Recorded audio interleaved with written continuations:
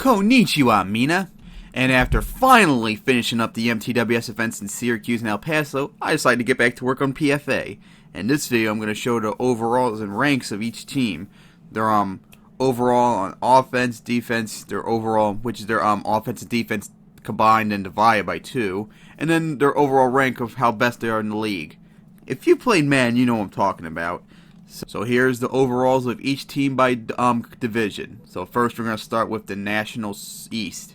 Here's the National East, and as you can see, the Cleveland Bulldogs with one of the second best offenses in the league and the number 1 defense in the league is the number 1 team in the league.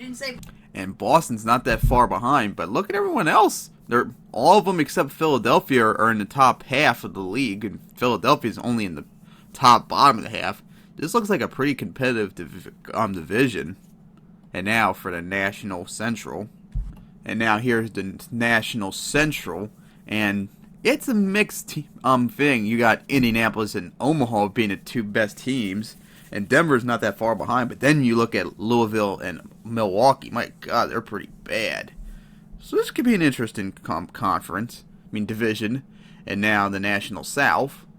And now here's the National South, and whew, it's all over the place. You got Jacksonville and San Antonio, the 2 top 5 teams in the league. And you got Birmingham, which is not that far behind. And by the way, I mentioned it, but San Antonio does have the number 1 offense in the league. But, oh, that was one of the worst defenses in the league. That's going to really probably hurt them.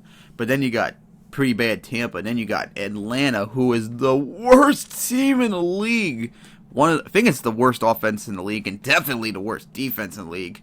Who, boy, I wonder if they'll go 0-18. That'll be interesting. And now for the National West. So here's the National West, and as you can see, it's a very, very weak division. It's actually the weakest one of them all.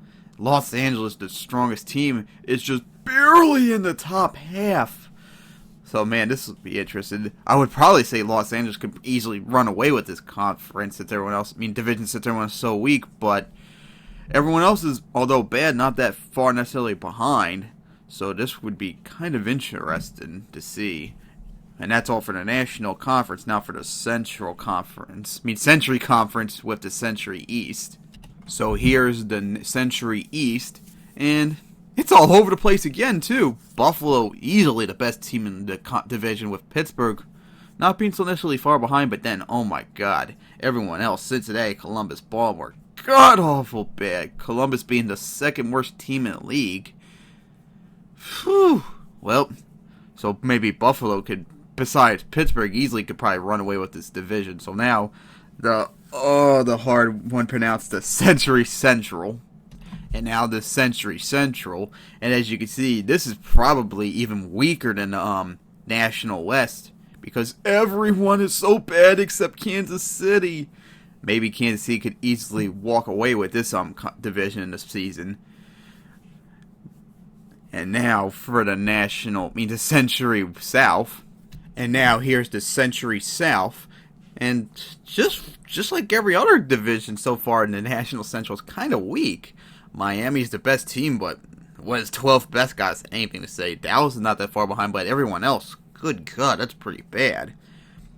And now finally, the Century West. Yeah, Century West. It's going to be quite interesting division.